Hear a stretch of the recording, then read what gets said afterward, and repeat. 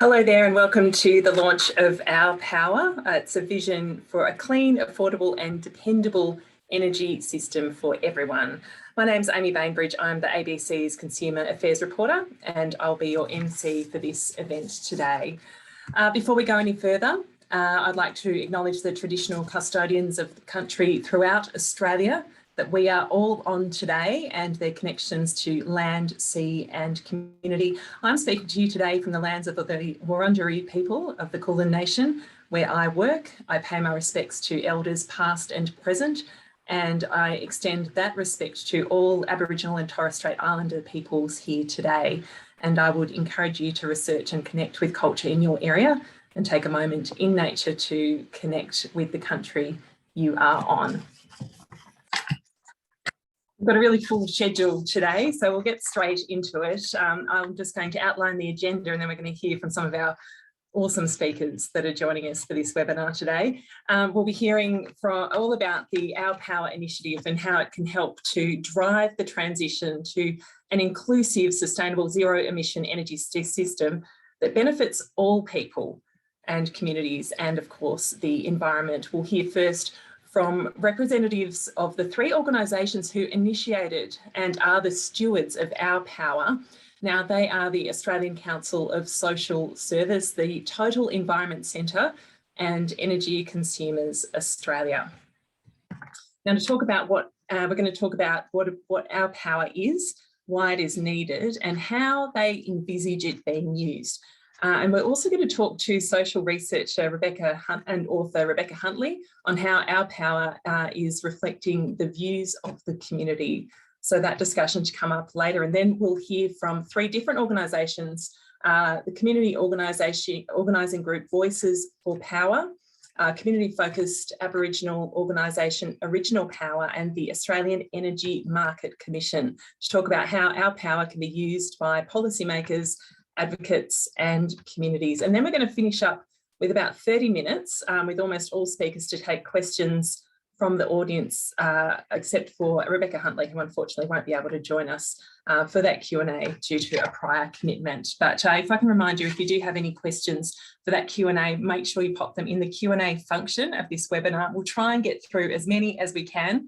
But we've got a lot of people joining us here today from across Australia, so we'll do our very best to get through those in the final 30 minutes. All right, let's get straight into it. I'm going to introduce our first group of speakers, and they are also the stewards of ourPower. ACOSS CEO, Dr. Cassandra Goldie. Cassandra is also an adjunct professor with the University of New South Wales, based in Sydney. She has public policy expertise in economic, social and environment issues, civil society, social justice and human rights. Cassandra has represented the interests of people who are disadvantaged and civil society generally in major national and international processes, as well as in grassroots communities. Prior to joining ACOSS, Cassandra held senior roles both in the non-profit and for-profit and public sectors, including with the Australian Human Rights Commission, Darwin Community Legal Service, and senior executive with Legal Aid in Western Australia. Dr. Goldie has been recognised as one of the inaugural Westpac Australian Financial Review 100 Women of Influence, and she's been voted one of the Impact 25 most influential people in the social economy, most recently in 2021. TEC Executive Director Jeff Angel, well, needs very little introduction, but I'll give it to you anyway. Jeff is known for his integrity and his ability to unite people and interest groups from vastly different perspectives. And many of you would know Jeff as a dogged and fearless campaigner. He's forged alliances between factions in government, industry, business, community, and producing constructive outcomes for the environment, one after another, since becoming involved in the campaign to protect rainforests 36 years ago when he was at university studying economics.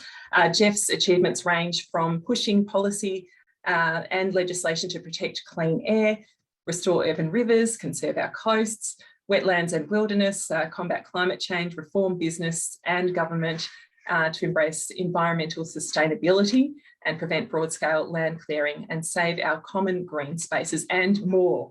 there's more we could put in there, but we'll keep going. Thanks, Jeff, for being with us.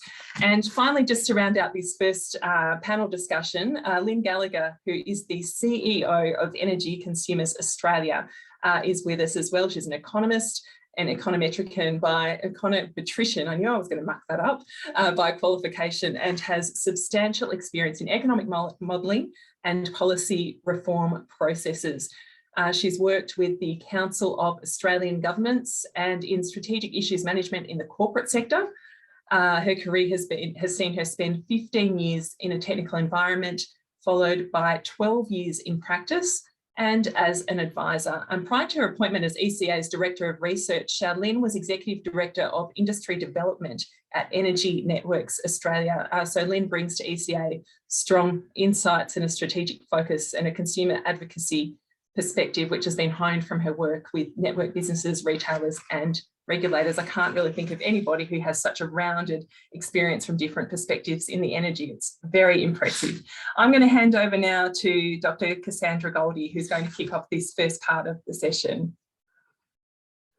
Look, thank you so much, Amy. And can I say how delighted I am to be a part of this launch today of ourPower. Can I acknowledge that I'm on the land of the Gadigal people of the Eora Nation and pay my respects to elders past and present. I'm joining you just having co-hosted a joint meeting about the Uluru process and how important it is for First Nations justice to be front and centre in the public debates and the advocacy going into an election period. And so it would be remiss of me not to take this moment again to say, please be there in solidarity of First Nations advocacy and to acknowledge the First Nations participants and leaders that are in this meeting today. I'm really delighted to be a part of this joint launch with colleagues and you know, particularly keen to see how we can, as a broad sector, make sure that we are leading the debates in this critical area in terms of living standards and justice for people. You don't get more important than, you know, our energy, you know, supply and making sure that everybody is actually able to have the very basics. And so thanks, Amy, and great to be with you all.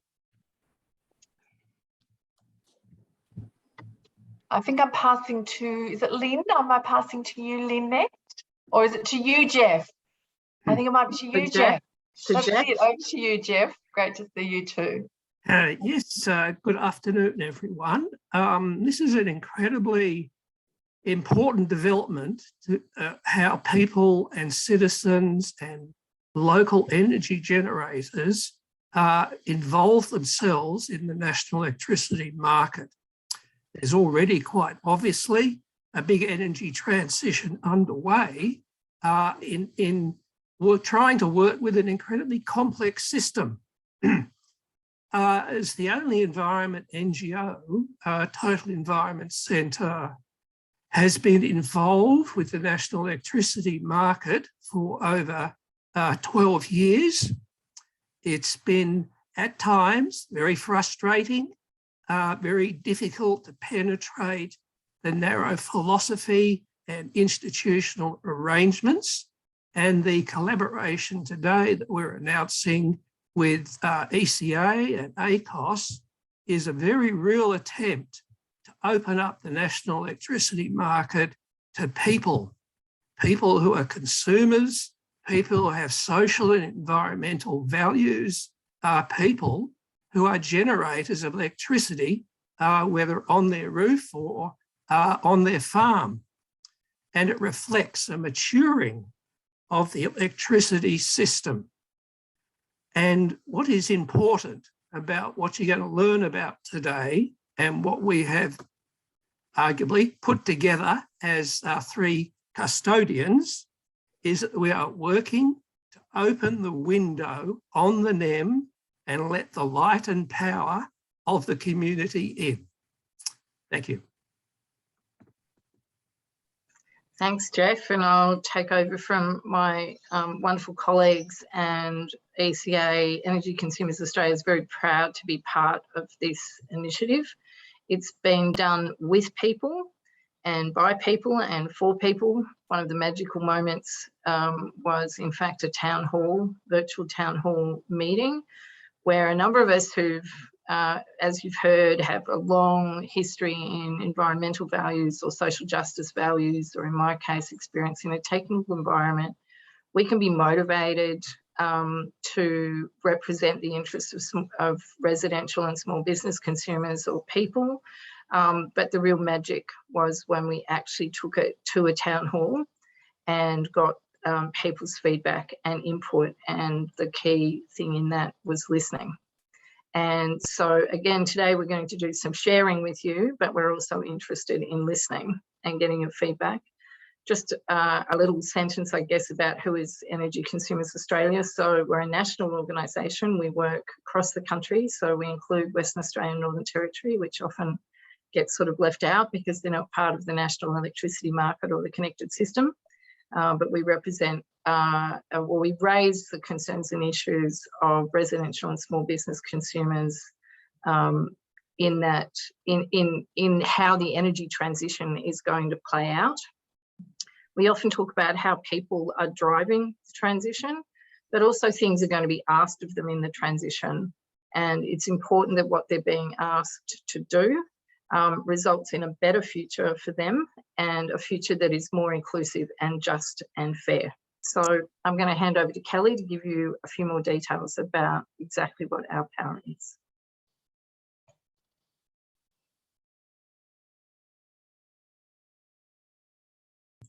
Thanks, Lynn. Hi, for those who don't know me, I'm Kelly Court. I'm the Program Director for Climate and Energy for ACOSS. Along with my colleagues Mark Byrne from Total Environment Centre and Chris Alexander formerly of Energy Consumers Australia, we helped steward working with a whole range of people across the sector, and as you heard from Lynn as well, including people from the public, to put together ourPower. What I'm going to do for you now is just run through what is ourPower. And I'm just going to share my screen for everybody.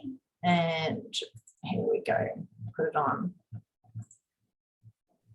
So I'm just going to play a little animation. It might be a bit disjointed, but this gives you a bit of a sense. Our power system is changing rapidly. New clean technologies have been developed. How we generate and deliver energy is changing. Homes and businesses across Australia are generating, storing, and trading their own energy. But some people are at risk of missing out, like renters and people who live in apartments or are on low incomes. And after a decade of paying higher bills and little sense of control, millions of people have lost trust and confidence in the energy system. Building a better energy system starts with listening to people and communities and meeting their needs. Now there is a vision for the energy system that we can all play an active part in creating. ourPower is a vision for energy that is clean, to combat accelerating climate change. Affordable, so everyone benefits and no one is left behind.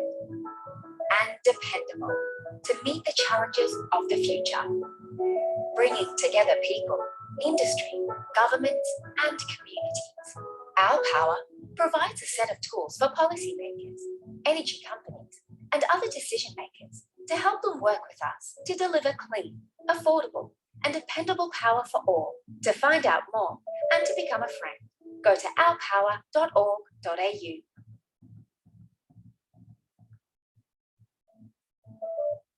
Okay. Big shout out to Shape Agency for putting that animation together. So it gives you a sense of what we're trying to achieve here. So why have we developed ourPower? So most of you that are here for this webinar probably have a really good sense of what's happening in the energy sector. As we know, energy is an essential service. It's critical. It has a critical role in the health and well-being of people and powers the economy. But the energy system is changing rapidly and profoundly. With the need to decarbonise the system to tackle the climate crisis and the decline in the cost of renewable energy, fossil fuels are being replaced by renewable energy at a rapid pace. And we've even seen just this week debates about coal-fired power stations coming off earlier and Mike Cannon-Brookes wanting to do a takeover of AGL so that we can bring off more coal sooner than what was previously expected. So as we can see, there's going to be massive disruptions as a result of this transition to renewable energy in the energy sector. But if we get the transition right, the future of the energy can not just be clean, but it can also be cheap and fair for everyone. But we have a long way. We are a long way, I should say, from seeing a fair, fast and inclusive energy transition. And we'll hear from Cass later, Karina and Twee and others about what are the experiences that we're seeing on the ground for a lot of people and why we're not seeing a fair and inclusive energy transition and why we need this framework to help with that and to ensure that we have a faster transition and dependable energy.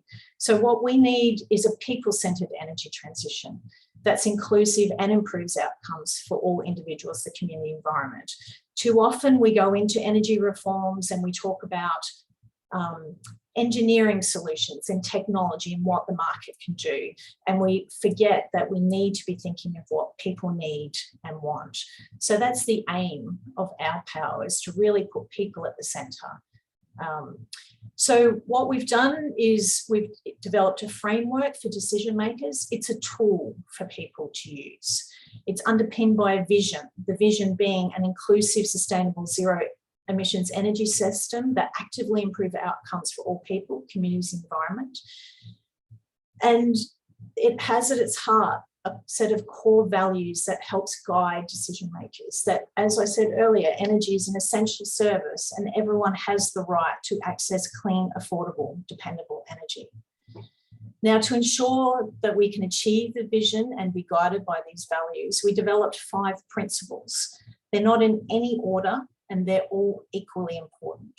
So we need to ensure that we're people focused, that the system and the transition is just and fair, that we make sure it works, that we're ensuring that we're thinking long-term and we're being flexible, and also that it delivers clean and healthy energy.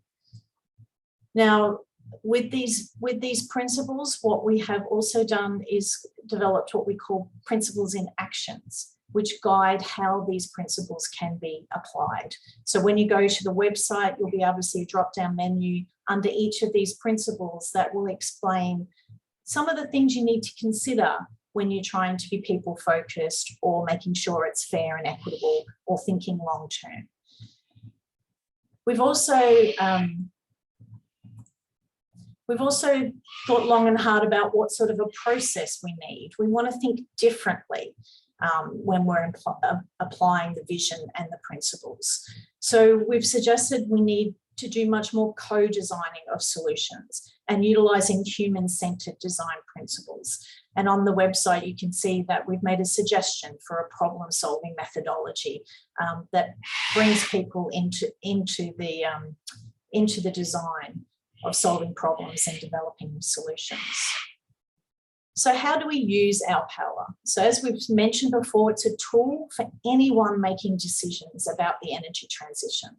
This could be people in the public having expectations about what they want their retailer or energy networks to provide for them.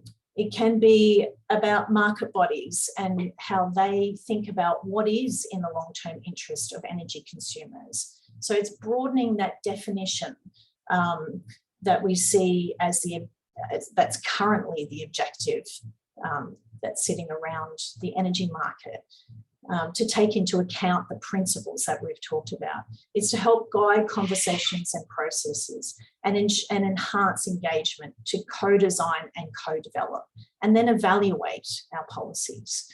And one thing I want to stress is that ourPower is not meant to be prescriptive. Yes, we have principles and actions, but it's meant to be adaptive to suit the problem or the opportunity that we're solving.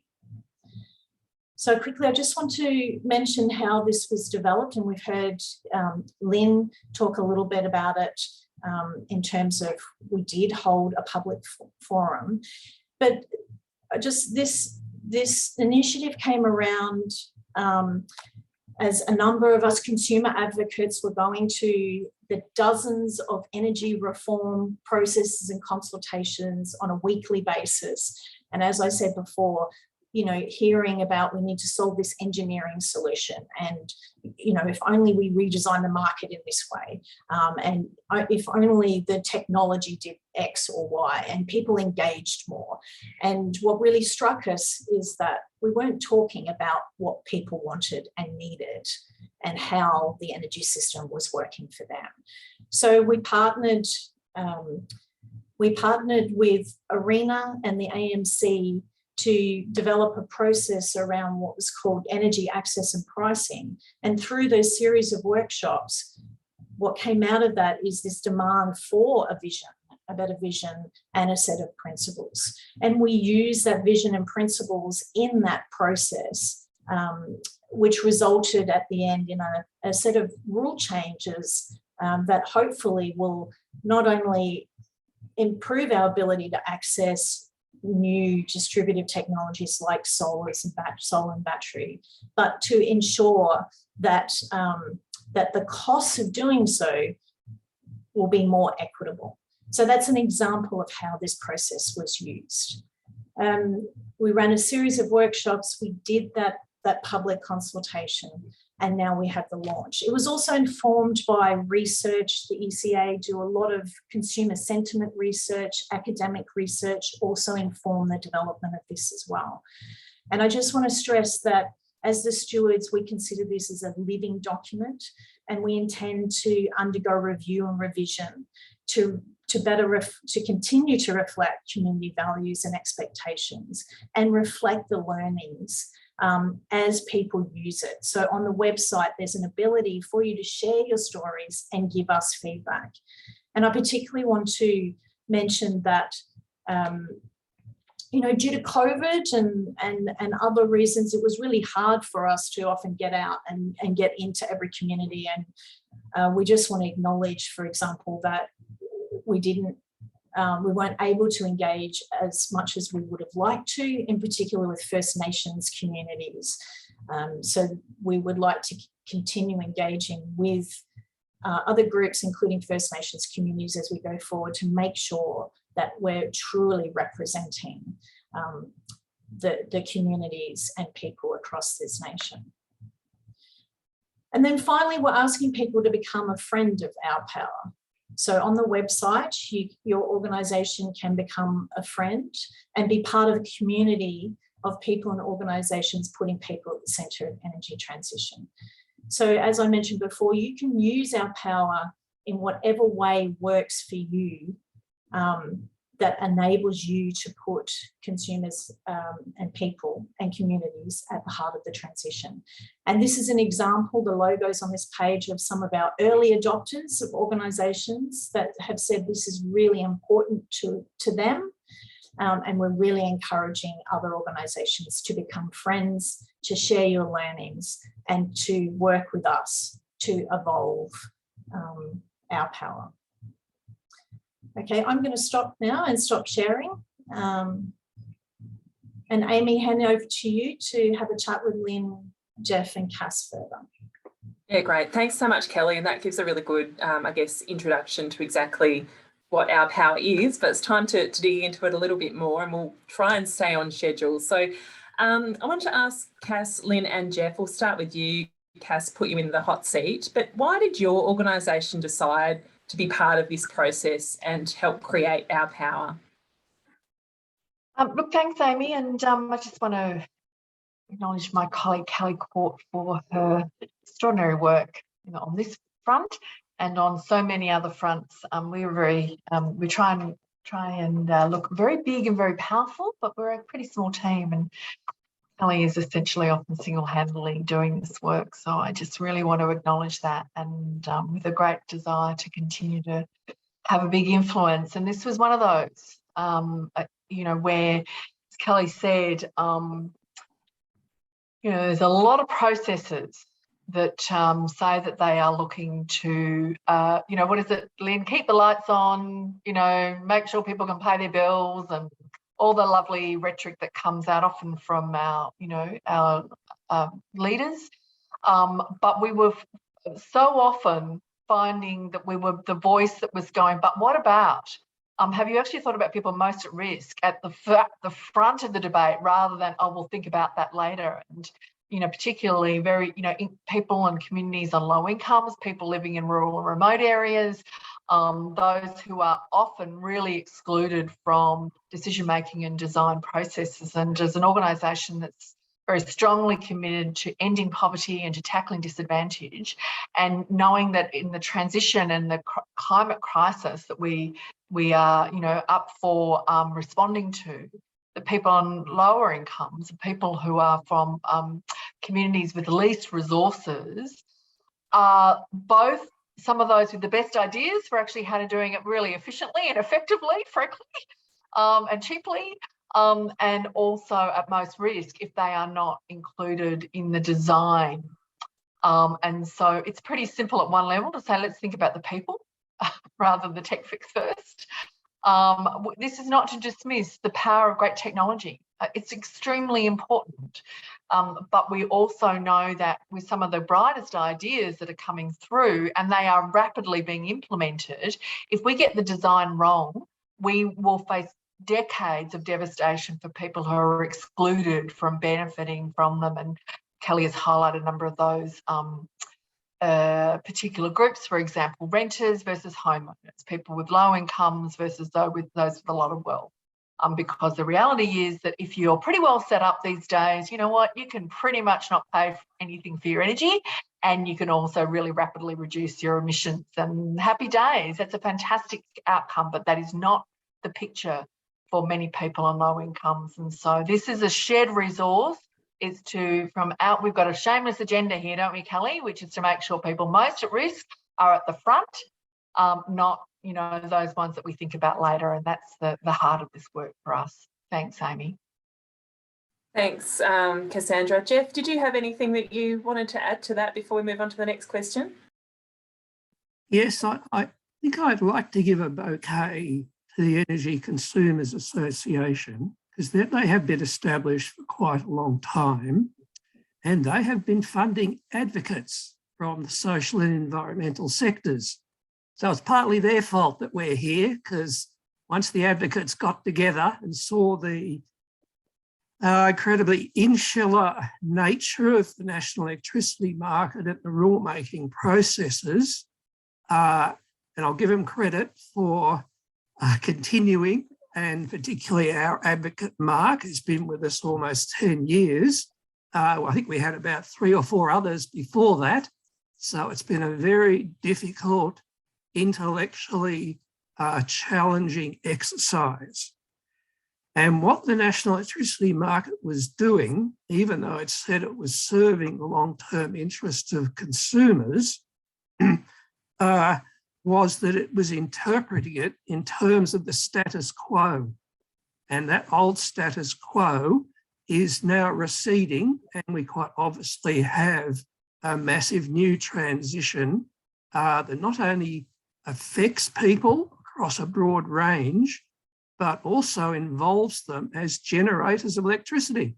All of us with solar panels on our roofs, farmers that have got big wind farms on their property, and of course, the benefits, the environmental benefits of this transition need to serve all socio-economic classes of society. One of the things that happened while the NEM was so insular was that various states would bring in new policies, and we got an increasingly complex and increasingly, and I can understand industry, difficult journey and transaction for those members of industry. So instead of continuing bit by bit external inputs, we obviously all have seen that the national electricity market needs to become a much more expansive exercise and an expansive participatory environment. And so, thanks to the employment of advocates and their persistence, we're now arrived at our power. Thanks a lot, Jeff. And just one final question for Lynn Gallagher, who is, of course, the CEO of Energy Consumers Australia. I mean, how can our power make a practical difference to people? Is this a bit too high level? I mean, what's it going to mean in a tangible sense for everyday people? Thanks, Amy. It's a great question. Really what it's allowing us to do is take what is often talked about and shared, if you like, with people publicly as a technical challenge and reframe it as a fundamental social transformation. So there are two things going on which we call the two transitions. One is exiting coal. That's inevitable. It's going to happen. It's probably going to happen faster than we think. But the other thing is there's fundamental changes in how we use energy. There are implications for how we use energy in our homes and small businesses, and consumers need to be part of that decision. They're going to be offered new opportunities, but new limitations, and you've heard that from ACOSS. So it allows reframing. I'll give you an example. We've been doing a lot of work lately where the technical question is, what do consumers prefer, power outages or power rationing? That's not the question that consumers want to be asked or have responded to. The question that they want answered is, how do we keep the power on for everyone so it's there when people need it? And so our power is helping us provide the evidence, the values, the thinking, and the opportunity for participation, which Jeff was talking about so strongly. It enables people to participate in a question they want answered, not a narrow technical question. Thank you very much, Lynn. Look, thanks a lot to Cass, Lynn, Jeff and Kelly for that introduction and overview. I really appreciate it. Just a reminder, we will be saving time at the end for Q&A. So continue to pop those questions in that Q&A box, but we won't get to them until a little bit later in this session. I'm now going to introduce our next speaker, Dr. Rebecca Huntley, who's going to talk about how our power is reflecting the views of the community. Now, Rebecca is one of Australia's foremost researchers on social trends. She holds degrees in law and film studies and a PhD in gender studies. She has led research at Essential Media and Vox Populi and was a director at ACOSS Australia. She now heads her own research and consultancy firm working closely with environment and climate NGOs. Government and business on climate change strategy and communication. She's the author of numerous books, including How to Talk About Climate Change in a Way That Makes a Difference. Rebecca was a broadcaster with the ABC's Radio National and presented the history lesson and drive on a Friday. She's a registered Commonwealth marriage celebrant. I did not know that. Isn't that great? Rebecca, thanks so much for being with Amy, us. you can stop today. now. You can stop. Apparently I could keep going, but I will let you talk now. No, thanks so much for being with us, Rebecca. It's fantastic to be here. It's so wonderful to speak about the ourPower strategy. It's wonderful too to be working with ACOSS and Energy Consumers Australia, who I've worked with in the past. Looking at the list of organisations that have already signed on to be friends, I'm reminded about the fact when I do focus groups in Australia, across Australia around issues around energy transition and climate and environment, increasingly Australians want to hear not just from mainstream environment organisations, but in organisations of all kinds about what they're going to do and how they're going to contribute to energy transition, action on climate change. And we're starting to see so many diverse voices.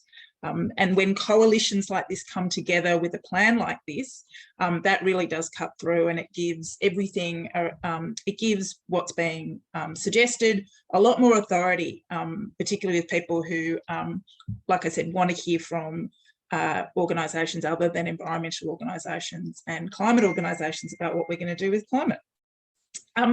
So I've only got one slide. It's quite extraordinary for a social researcher to only use one slide, but I've only got 10 minutes and some time for questions, and apologies. I have to go off and chair an advisory group for Parents for Climate Action, which is another group that I work very strongly with. And so what you see here is really just a version of the slide that Kelly showed when she talked about, when I love this phrase, people-centred energy transition. So what I'm going to do is talk a bit about the vision and the guiding values and the various principles of ourPower and how that's connecting with how the community feel about the challenges and the opportunities of, I think Lynn talked about the 2 transitions, and I like that as well, this idea that we need to move, well, we are moving away from coal and gas, and also the move towards renewable energy. So to start with a vision, inclusive, sustainable, zero emissions energy system that improves the outcomes for all people, communities and environment. And it's absolutely true that at least at the level of perception, if not reality, amongst parts of the community, is they've seen this idea of renewable energy as being something either functionally out of reach or financially out of reach. It hasn't helped that the opponents of renewable energy, the opponents of climate action on climate change, have for a long time within the context of the culture wars positioned these things as something that rich people want or rich people care about. And so, but there has also been a lot of confusion around the extent to which these technologies are available. There's been confusion of, depending on what state you're in, about what government help you're going to get. Anybody who rents talks about how difficult it might be to buy into the renewable energy transition. We're going to be getting that, I think, increasingly around electric cars. There's been a lot of changing attitudes to that and access to that. And, interestingly, last year I was doing some work for the Clean Energy Council, some research, and there was some, in Cairns, a whole lot of people in Cairns. We do it all on Zoom now, so I don't fly to Cairns. But one woman remarked, she said, there feels like there's a divide between the people who can afford renewable energy, and it's like in their grasp, and the rest of us who can't. And it's something that people aspire to, because they are realising that renewable energy, particularly in the home context, is going to keep their energy bills down. If you and everybody, regardless of how they feel about climate change, knows that Australia is getting hotter and that we're going to be more energy hungry in the future. The guiding principles, so this idea that energy is an essential service and that there should be a right to access to clean, affordable and dependable energy. We are seeing at least over the last 5 years that there is a shift in understanding that renewable energy is becoming something that is more affordable and is becoming something that's dependable, despite the rhetoric at the political and some parts of the media level in opposition to that. But again, people feel like some people are being left behind, and what's going to happen? Like, how are they going to access that? Even very simply in terms of being able to where to go to get the information in language that, am I going to understand it? Is it going to be technical? Potentially, am I going to be ripped off? With the kinds of, if I want to get solar panels, if I want to do other things, what does offsetting mean? All those kinds of things are questions and queries in people's minds, people who don't have an enormous amount of money in the bank to be able to buy into this energy revolution that's happening. And while we've had some fantastic public advocates for renewable energy in the public sphere over the last couple of years, people like Andrew Forrest, people like Mike Cannon-Brooks, that is fantastic. But it also occasionally people in my focus groups reflect on, is renewable energy something where very, very wealthy Australians are just going to become wealthier in the context of this energy transition, and are we going to be part of this? So that's why this people-centred energy transition, this concept, is so important. If we look just quickly at the principles, making sure it works, I think that's really important. There is this concern around energy supply and reliability, and things being practical, particularly again for people where there's not a whole lot of money in the bank to kind of risk, the sense of potentially risking issues around renewable energy. And that's going to be the case even more as we have extreme weather make issues around energy be more important for people.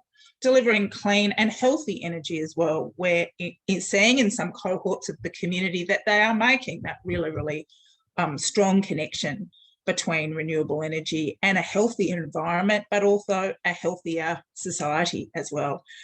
There was nothing like the Black Summer fires to make people realise that climate change can not only affect people's lives, it can affect people's health. And we're also starting to see a lot of advocacy in the healthcare professionals as well in relation to the importance of renewable energy, climate action and a clean environment.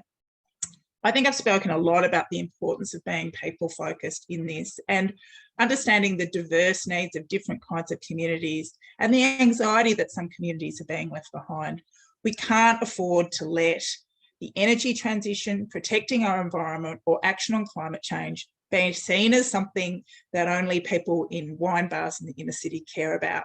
We know that's not true. All the research we do shows that at least over 70% of Australians think climate change is happening, are supportive of renewable energy, and know that we have to make the transition to this and action on climate change sooner rather than later. There is a lag, of course, between what they think their role should be and what needs to be done. But the people are behind us. We do have to show pathways to practical action, and that can be done as well. The importance of justness and fairness, I mean, you saw in that slide with all the kinds of people that have come on board, this is central to their raison d'etre and what they do. And again, and making sure that the energy transition that is inevitable is something where everybody gets brought along and nobody gets left behind. And you hear this in the very, very hot outer suburbs of Sydney. You hear this in parts of regional Australia, and particularly where the jobs from coal and gas are going, and there is anxiety about those jobs being replaced, and what will be the alternative. So there's a just and fair issue around access to energy, but also a just and fair question around jobs and the opportunity that renewable energy and this energy transition offers in that respect. And thinking long-term and being flexible, very important, harder and harder to do, particularly not so much the flexibility, but thinking long-term in the times of COVID have been really tricky for people because it's been such a shifting and volatile environment. But I have been really fascinated to see the extent to which issues around climate and enthusiasm about the transition we have to go through and are going through have been sustained through a time of turmoil. I thought before COVID happened, I thought, oh, I'm going to lose a lot of momentum as the world grapples with this pandemic. But all the research that I've done, all the research I've seen has shown that interest and concern about climate has been there, has been maintained, and the enthusiasm and the recognition that we need to make some really serious and urgent changes to how we consume energy and how we approach it from a whole of government level. And so COVID has not dampened those concerns in the community. In fact, in some parts of the community, it's increased them. So that's probably enough for me. I think there's some questions that I might be asked before I... Thanks so much, Rebecca. Yeah, I'm just going to fire one question at you and then we'll let you go. I think it's really interesting what you're talking about the interest levels in climate. I mean, we just know, of course, from the rooftop solar installation data during last year, it was still huge. A lot of people spending more time at home, power bills are going up. So there's that awareness that the pandemic has brought around as well, which is really interesting. But given all those issues that you raised, I mean, I'll just take you back to that question that I asked the first set of panelists. How do you think our power will make a practical difference to people? Well, I think it's really, first of all, I think it's really important that the kinds of organisations that have got behind ourPower are speaking out about energy and energy transition. Energy, not just as an essential service, but the access and equity issues associated with the transition to renewable energy. And that's critically important for all of the communities of concern that all of these organisations have. They don't want them to be, in the same way we don't want Australia to be a dumping ground for old cars because you haven't kind of got on the electrification of transport opportunity. We don't want there to be a kind of energy gap between people who don't think twice about whether they turn their air conditioning on a 42 day because they're not worried about their income because they've got solar panels and all the rest of it, and the people who think twice. And we know from the health statistics already that extreme heat can kill older, more vulnerable people with underlying conditions in the same way as we've seen with COVID. So it is critically important for organisations that are concerned about access and equity to have a really big role in talking about this. So, I mean, the actual nature of the advocacy is incredibly important, and an incredibly important counterbalance to the disingenuous but still quite effective narrative that only rich people who live in the inner city who drink turmeric lattes care about environment and care about climate change and care about all of these kinds of questions. Because A, it's not true, and B, well, I can guarantee you, living very, very deep inside the turmeric latte circle in Rozelle, I can tell you, in the middle of summer, it's 7 or 8 degrees less hot here than it is in Penrith, and it is in parts of rural and regional Australia. So I may care about climate change, but it's not going to affect me as much as it affects other people. So I think that's really important. And I think the OurPower plan and the ecosystem of all the organisations that are involved in it is going to, it was articulated by Kelly, the steps that are going to be involved. It really makes people think there's actually forward action, there's practical action. This is going to improve my life, and at least the people who care about my life improving are a really big part of this conversation. Thank you so much. Thanks for your time today. This is a really interesting conversation, and things that I see in my work today about people in outer suburban and regional areas who equally care about the issues that we're talking about today. It's really important. So thank you so much. Sorry you can't stay for the Q&A, but we really appreciate your expertise and your views today, and we'll see you again soon. Thank you. Thank you. Thanks, everyone.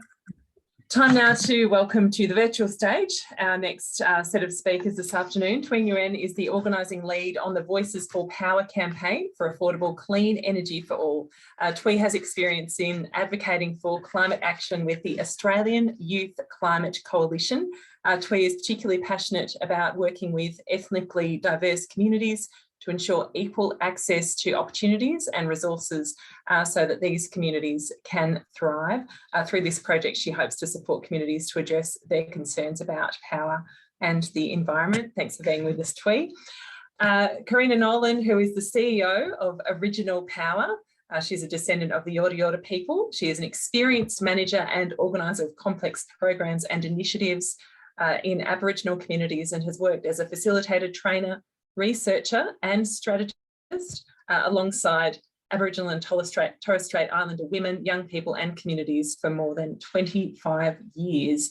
Most recently, Karina has been building the capacity for self-determination in the context of economic development, climate change and clean energy. She dedicated an Atlantic Fellowship to determining how to best build clean energy by and for First Nations people.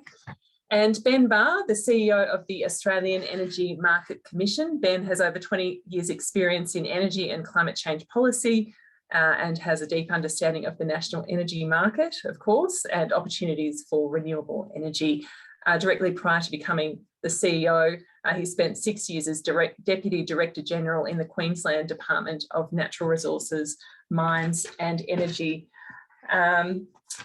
All right, so if we're going to hear from each speaker in turn as they talk a little about their organisation and why they think we need an energy vision, which is inclusive, sustainable and zero emission energy system that benefits all people, communities and the environment, and how a tool like OurPower could support achieving that vision. So I'm going to throw it over to you, Tui. You're going to kick things off, and then if you can pass on to Ben and then Karina. Welcome to the panel. Thank you so much.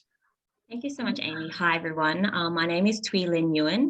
I'm a community organiser with the Sydney Alliance, and I've been working on the Voices for Power campaign for the past 5 years. The first 3 years was actually supported by Energy Consumers Australia. So thank you so much. We've been able to start up because of your support. And I want to start off with a story. I am daughter of Vietnamese refugees. And so as an experience of a lot of first gen and second gen migrant children we usually become the translators and intermediaries for our parents. And I remember one day my dad called me up when I was fairly young. I was maybe 14, and he said, "Oh, you have to come home and help me with something." And I said, what happened? He was fairly concerned and distressed. And what had happened, from what I could understand, was that a door-to-door salesman came by and got him to sign a piece of paper that he would switch his energy provider. Luckily, there was a cooling off period, but he was particularly distressed. And that experience of seeing my father, who took the chance, jump on a boat to escape war, come to an unfamiliar country and try to make a better life for his family, who have seen worse, but then still in the face of this challenge was completely, felt like he didn't have any tools to negotiate for himself, really sticks with me. And this experience echoes a lot of experience of communities who come from a migrant background. And I also came to this because I care about climate. I know that climate change is only going to exacerbate a lot of these issues. A lot of the communities that I work with in Voices for Power are in Western Sydney, as we talked about before, often 10 degrees hotter than in the eastern sort of suburbs. And also, if you work in a factory, you work outside, that's even worse. And so that's why I work in this project, because we have this unique opportunity now to remake our energy system so that it serves everyone's needs. So Voices for Power, who are we? We are a project that brings together diverse cultural, religious, and community leaders to build a collective power to organize for clean, affordable energy for all. Our voices have been marginalized in the energy system because the system operates in a way that really doesn't allow our communities to access. Often the energy system has been designed for a type of energy consumer, one that is well off, empowered, has a fluency of English, is often an engineer, understands the technical issues, and therefore can negotiate in the energy market or can engage in emerging renewable technologies. And our communities experience further barriers to be able to reach that standard. A few vignettes from our communities that we work with. So Sheikh Adid, a Muslim leader in Mount Druitt, would be supporting his leaders to be able to work out payment difficulties. And often they are chased by debt collectors because they didn't know how they can reach out for support to pay their bills. A community member shocked by a bill that was 3 times their usual. But because they didn't know how to negotiate or how they can reach out for support, they copped that, but they had to make trade-offs, being that they had to eat less that month so they can afford their bill. Another woman would sit at home in the sweltering heat, scared to turn on the air conditioning because she knows that she can't afford the bill that will come later on. But our community are all resourceful people. They are there, keen to take up on the solutions, keen to take it up. We have a training program where we talk to people about how they can reduce their energy and the energy consumption, or how they can take up more efficient measures or solar panels. And everyone is just so keen to take that on, right? Because everyone cares about leaving a country that is there to serve the needs of the future generations. So we are working, we are capacity building, we are doing deep listening, we're building partnerships across diversity so that we make sure that we are at the seat at the table when we co-design a new energy future. Because we weren't there at the beginning, we weren't there when this market has come about, and we will be there for this emerging transition to this clean, affordable future. And that's why we're really excited about ourPower, because it's giving us a common language, a common framework that really sets the expectations that community want to be first, that this system should be serving our needs. And also we want to spark further conversations with everyone, right? Often we talk about energy system just because we actually don't talk about it, right? We might say, oh, which energy retailer are you from? But I want to spark conversations across communities. I'm imagining community town halls in Bankstown, in Ashfield, in Mount Druitt, in Dubbo, in Hornsby, in the Northern Beaches, in Gladstone, wherever across Australia, when we talk to each other about this is what we expect from our energy system, this is what we need, it is clean, it's affordable, it's reliable, and it serves all the needs of all of our communities. Thank you. Thanks so much, Twee. We're going to head now to Ben Barr. Ben.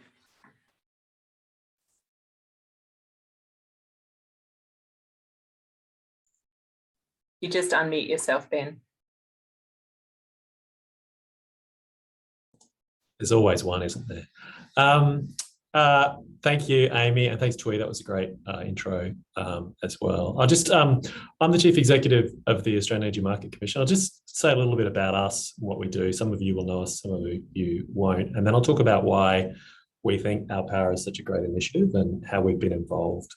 So the Commission is one of those market bodies that some people talk about. What are these things? I won't try and explain energy market governance, because if you think the sector is complicated, the governance is just as complicated. But we take advice from people to change the rules. So we're open source, actually. Anyone can drop us a rule change and say, actually, we want the rules to change. And we provide advice into ministers about what we think should change as well. We're also one member of the Energy Security Board, along with the energy regulator and the market operator, whose job it is to keep the lights on. And I think, in reflecting, listening to all the speakers, we were involved in this with ACOSS and TEC and Energy Consumers Australia early on in the piece. Some people in our organisation, like Ed Chan, who saw really the benefits of actually, you can't get things done without putting consumers at the absolute heart of what you want to do in the sector.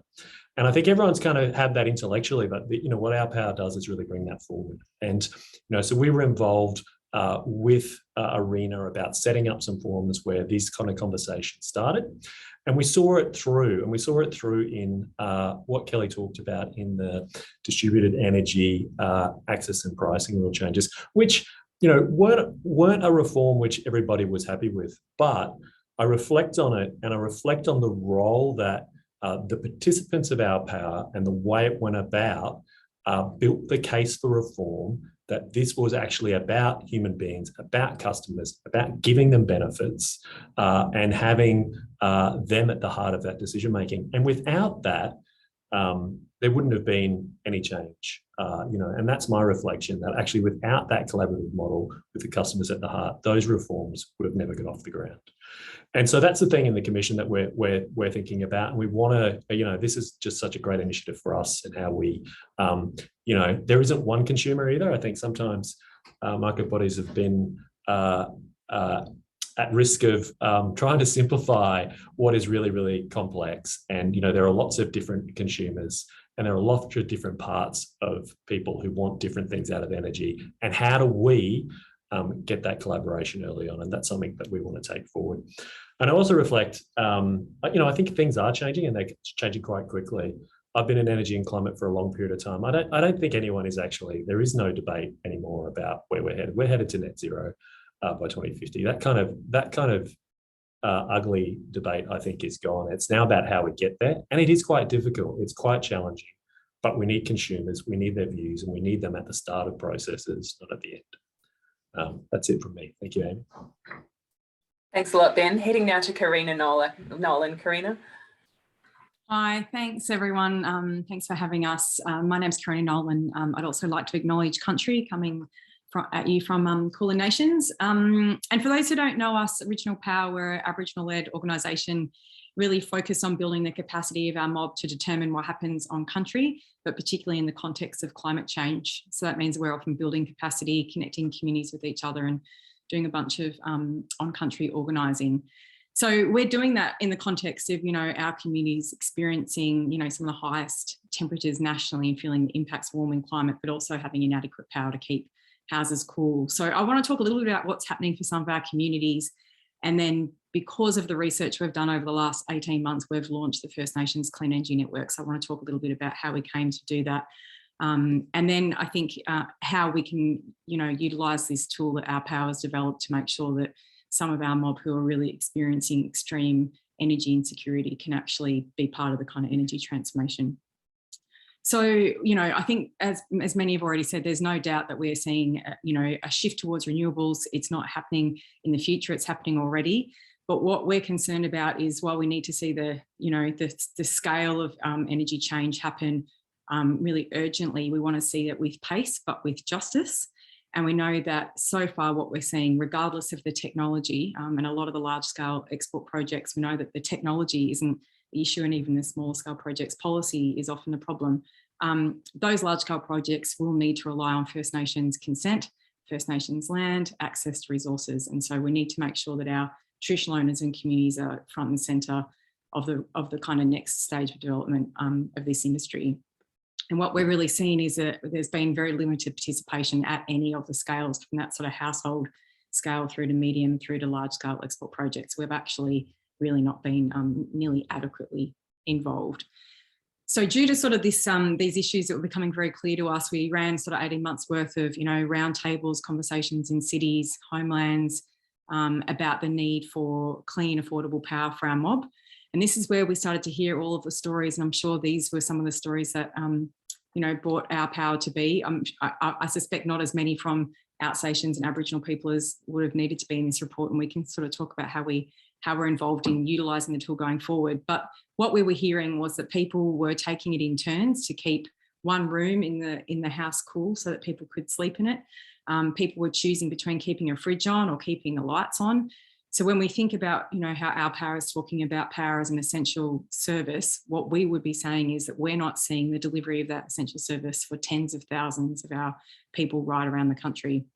So we want to see the energy transformation be a kind of new solution to what is a very old problem of, expensive, unreliable power for many of our mob.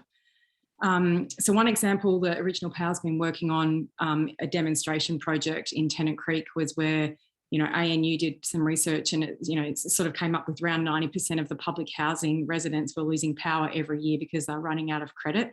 And for those who aren't familiar with this idea of prepaid metering, basically once the money runs out, so does your power. So people, who might be relying on it to keep medicines cool or other kind of medical equipment, or even just kind of keep the lights on, we're experiencing extreme power outages. And that the project in Tennant Creek is also where the temperatures are, regularly around 45 degrees.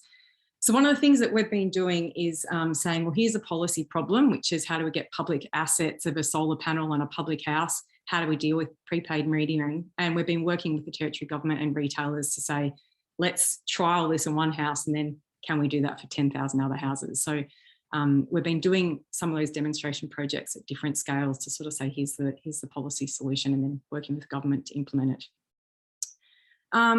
Probably just another quick example is, one of the traditional owners we work with, which ironically is in the heart of the Beetaloo Basin, and I'm sure people are aware of what's going on there. The federal government's highly subsidising companies, fracking companies, spending $600 a fortnight on diesel, and living 20 kilometres away from where a government subsidised company is about to frack. Like, the inequities of what's going on in our energy system are pretty stark. And then just at the other end of the sort of scale of the energy transition, I think is really important for us to think about, which is what's happening with these large scale projects. We know we need that to move to, the kind of net zero that people are talking about, but that means that our traditional owners can't just hear about those projects in the paper. We need to be seeing, community benefits, traditional owners driving those projects, local employment, etc. And we need to be working with the industry now before we see those projects being delivered in a way that could easily repeat some of the mistakes of the mining industry in the past. And I must say, since launching the First Nations Clean Energy Network, we've been overwhelmed with response positively from the industry saying, we see that we need to do this differently. Let's work out what those best practice guidelines could be to do it well.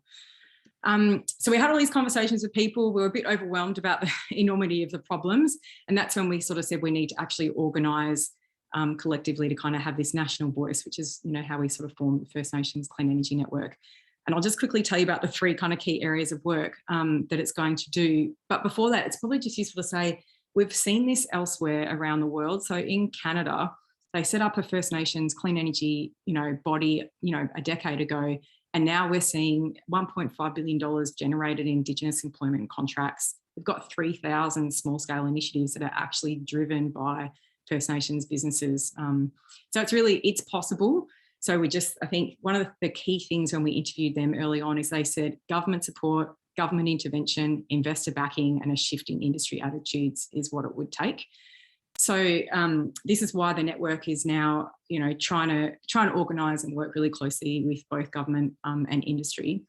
So I don't know how much more time I've got, but I'll just quickly tell you about these three kind of pillars, if you like. And I think this is where we might be able to work a little bit more with the tool that ourPower is developing the strategy. So the first is community, dealing with that energy security issues, which I talked about before, but also supporting our communities to engage with developers and potentially be those developers. So, why haven't we got sort of more First Nations businesses running to actually be the proponents of some of those projects? The second is policy, and I think anyone who's worked in renewable energy knows that the regulatory arrangements are pretty unsatisfactory and a bit all over the place. There is nothing in any sort of state or territory or federal framework that deals with First Nations benefiting from the energy transformation. So we are really keen to get in there and work at those levels to write that policy and ensure there's some reform to really work to benefit our mob. And then the third pillar is the one I've also mentioned around industry. And we know that we have this moment in time where we need to get out in front of those large scale projects and make sure there's consent, best practice, and that the way those projects are developed benefits our mob, country and culture for generations to come.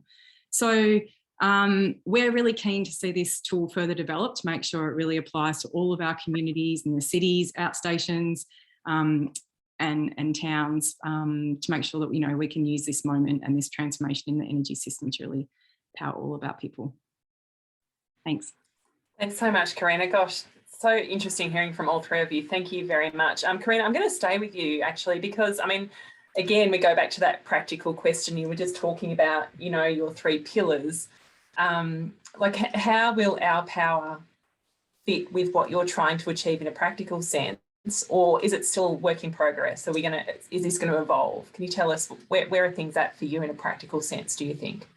I think it definitely will still evolve, but we know that people living in public housing in the cities are severely disadvantaged when it comes to capitalising on renewables and solar. So I think there's some really specific policy work that we can do and use the principles that are embedded in the ourPower strategy to sort of, to lobby with, basically. That's like, we want to see this policy change, but you need to think about these things when you're doing it. So yeah, I think putting that into action. And we're a growing network and we don't yet have, we've been working much more in kind of remote territory, WA, Queensland. So I think it's complementary that some of this work is probably focused more on some of the East Coast, connected communities as well. So I think that'll be good for us to expand that way. So yeah. Yeah, great. And Twee, how about you? In terms of a practical sense for what your organisation is trying to achieve, what do you think is going to be most practical use to you? I think that's a really great question, and I think similarly, just echoing what Karina says, is that the urgency of the issue is felt by people now, and so we do need policy solutions now. But at the same time, we also need to have this, widespread community conversation about it. So it's sort of a little bit of like culture change about how we see ourselves in the energy system and how we relate to it and how it serves us. And also, there are just renters who just need some solutions right now, or people who live in social housing need solutions right now. And so I think for me, the key thing that this gives is that, it's a framework, and then now we have to think, how do we implement it into practice? And that's going to need, I think, a lot of investment, especially if we're thinking, how do we really deeply engage with communities who are often on the margins because of the system, and make sure that their voices aren't sort of lost. The principles are right, but how does that actually manifest in a family in Western Sydney, renter in another area, or First Nations communities in Dubbo, right? How do those actually manifest in those contexts, and then what are the solutions that we need to drive to make that happen? That for me is what we're trying to think, principles, yes, but into action, what are we doing? Yeah, exactly. Ben, would you like to add anything to that about what practical results this is going to achieve? Yeah, for us, it's already happening. And so I talked about one real change, but we're doing some work with ECA on a metering review. Who cares about electricity meters, right? People in the electricity sector. But what ECA is helping us with is, what's the problem statement? What does it mean for human beings, right? They care about new products benefits. And so it's trying to get us out of, our mindset of, whether it's markets or financial products or this new bit of tech, and going, actually, what's the problem here from a consumer point of view? So we're already doing it. I agree with Twee's point though. There's so much to do, and the thing that I think it's how do we use it also to help us focus on the most important issues as well. Yeah, okay. And look, we'll stay with you, Ben, for the moment, but what do you think some of the barriers are going to be to ourPower being used as a guide to inform this energy transition, and how might those barriers be overcome? Yeah, I think there are two things. It's from our point of view, and putting my head in a government or in another institution, it's not this rigid thing. It's a process, and so you don't need to come into it and go, it's this rigid thing, and here's what the answer is. It's actually a process to engage, and I think that's getting over that barrier sometimes of institutions which like, oh, we don't want to do it that way. It's actually a process. And then the other one, which I don't have the answer completely, is that this transition is so fast. Good collaboration. Sometimes you've got to go slow to go fast too, but you really have to pick which ones you do. And I constantly feel like we're getting rolled over by the transition, and we need to get faster. So it's how you tackle that. Karina, I might bring you back in there, and I'll ask you that as well. I mean, I feel like you have spoken to it a little, but what do you think the barriers are going to be for something like ourPower to be used as this guide, and how can we overcome these barriers? Yeah, it's so difficult because I think the system is so complex. So as a consumer, depending on where you sit in it, it's hard to understand your rights, particularly for our mob, in remote communities. But I think then, even if you're an advocate working in the kind of policy space, it's also really complex. So which thing is it that we're trying to which barrier are we trying to deal with first, which is why we've tried to break it into these, relatively arbitrary categories of sort of household, medium and large scale, because they're really different issues, I think, in each of those areas. But I agree with this thing around we need to do it really quickly, but if we don't slow down some of those processes, everyday people and people who are more marginalised and don't have access to, energy security are going to be worse off. And I think this is a moment to transform the way we're doing energy. So why wouldn't we use it to kind of not just replicate the power grid, replicate, fossil fuels with, replace fossil fuels with renewables, but actually also think about how we share power amongst our community, develop different kind of models of publicly owned assets. I mean, that's some of the work we're thinking about in the Territory. What does it look like for communities to own those generation assets themselves and then decide how the power is shared? So I think this is an opportunity, but we've got to get our heads together on it a little bit more. Where's there? You're nodding. What would you like to add to that? I mean, it's, these barriers, how to overcome. Tell us about your perspective. Yeah, I just want to agree on echo everything Karina said. And I think the speed, yes, we need to do it. We need to do it at the speed of trust, but there was also this looming threat. But I think that can be overcome if we really invest a lot more resources into engaging communities, right? It is, and I saw in the Q&A question, like, how do we get out of our ivory towers? And I think there's like a real true question. Are we ready to give power to everyday people to have a real say and a real influence on how the energy system works, right? Take it out of, the regulators, Ben, and everyday people, and that is going to take a lot of investment, because that's logistically really hard to be able to organize that. But also that could bring up a lot of imagination about how local communities can be related to an energy system differently. Maybe it is like a virtual power plant, like a smaller grid. Maybe it's that. Maybe it's something else. Maybe our communities don't want that. But it's like having the conversation and allowing that to really drive the planning for how our system's going to go. And where it's going to lead. Thank you. And then one final question.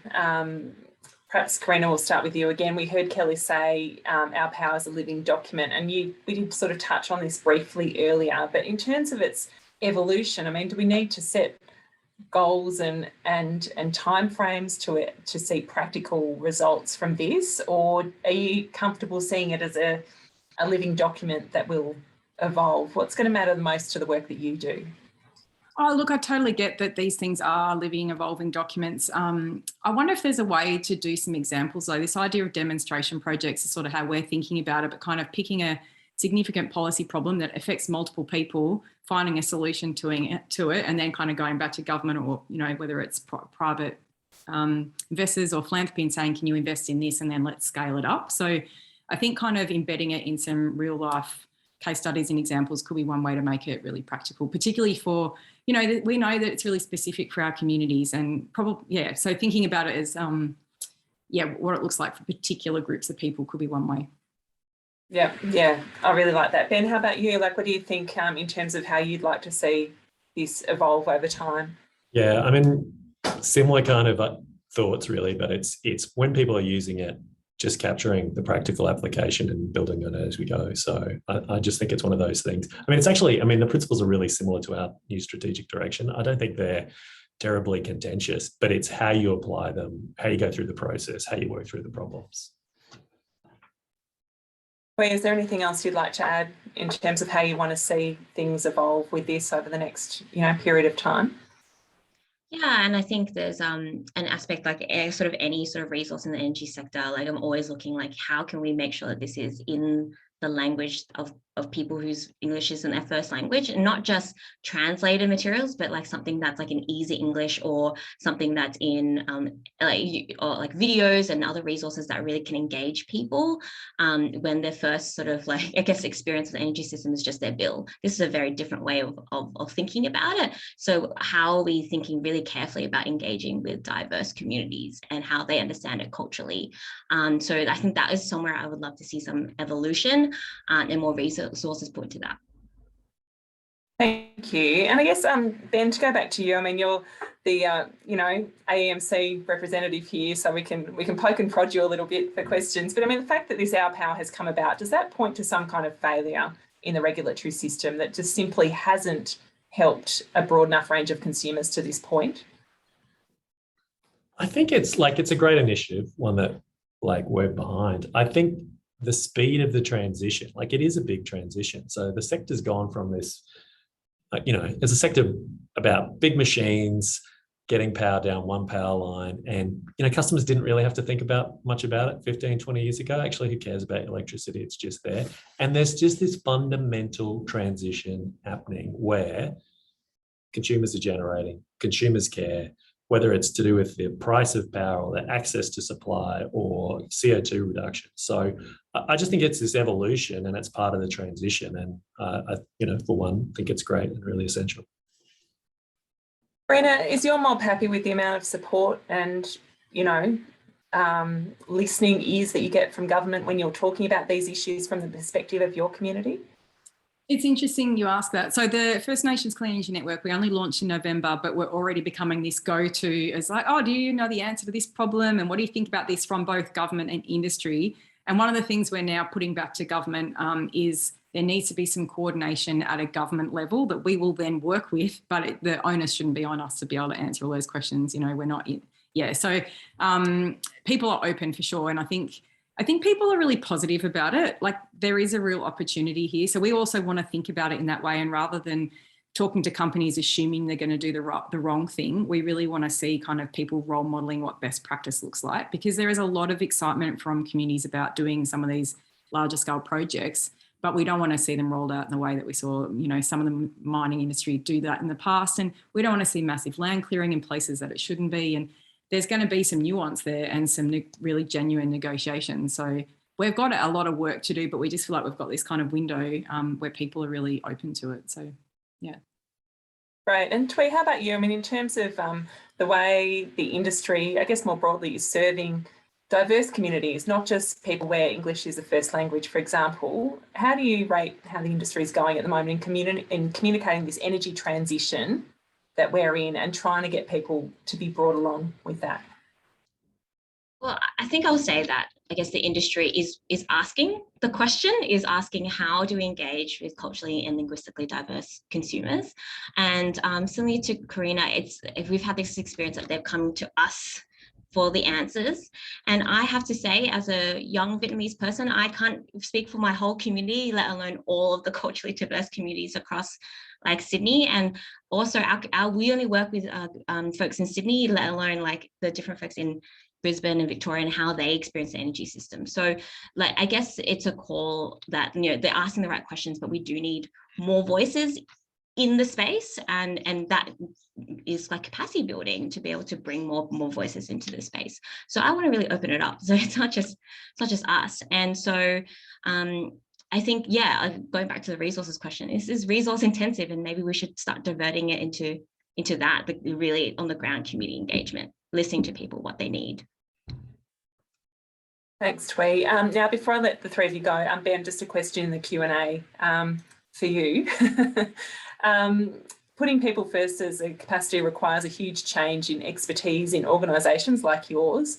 Hedda says none of these organisations typically hire social scientists, and interested to hear what are you doing at the AEMC to resource these putting people first principles? Yeah, thanks. That's a really good question, and I'd agree with that. It's not something that we're traditionally invested in, and it is something that we are looking to evolve. It's not that we're going to employ social sciences directly, but it's more how do we partner with people like Energy Consumers Australia and others that have got those skills, and how do we get them in?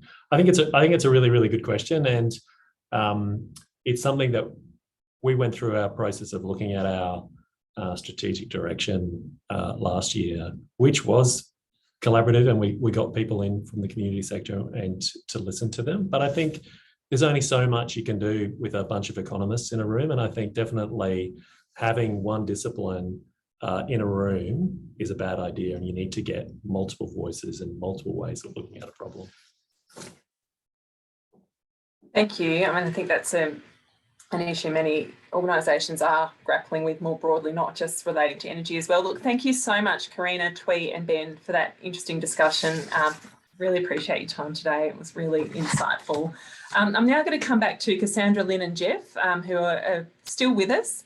And I'm going to ask the speakers a few of the questions. Obviously, we started referring to them already that have been put in the chat. Keep putting them in. If we don't get to them all, Lynn Gallagher from Energy Consumers Australia has kindly said she will look through them and will post some answers on social media, which is a brilliant way to respond, because I know when you ask a question in these situations, you always would like an answer, but unfortunately we're just getting so many through. Okay, this is a great question. I love this one. In the last 5 years, and this might be one for you, Lynn, but we'll bring in all the perspectives as much as we can. And what progress has been made by the energy sector regulators to better respond with consumer complaints? Is the sector ready to deal with consumer complaints as the complexity of the market increases?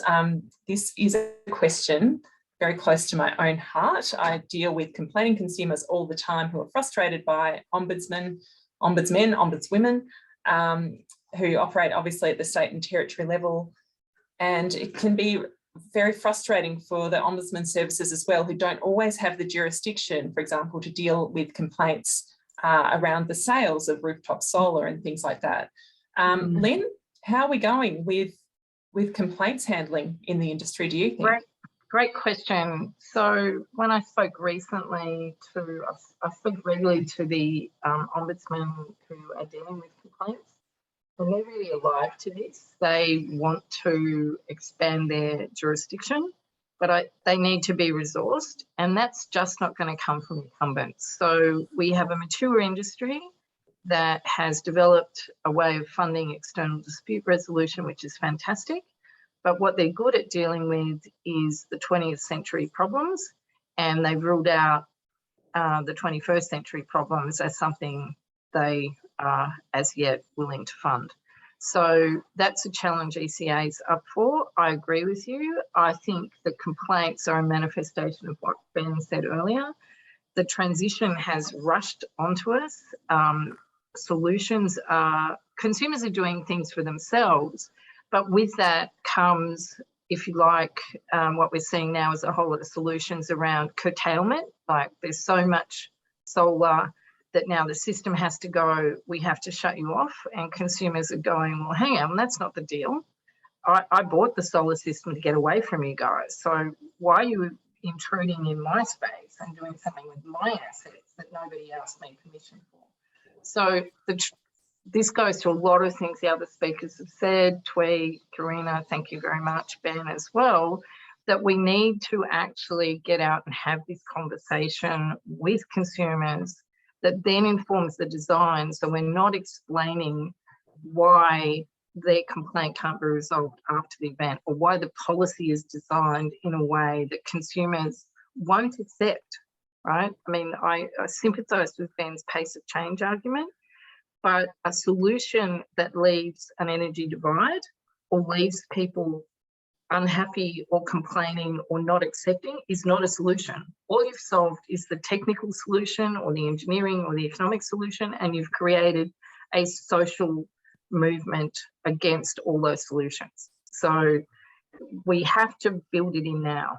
And so I'm really on board, and great to have people like Twee and Karina in their communities. And we'll be looking at trying to broaden the communities we engage with, people living with mental health issues, with disabilities. We'd like to see more voices to bring those into the discussion, because that's where the complaints are coming from. People are saying, this isn't working for me.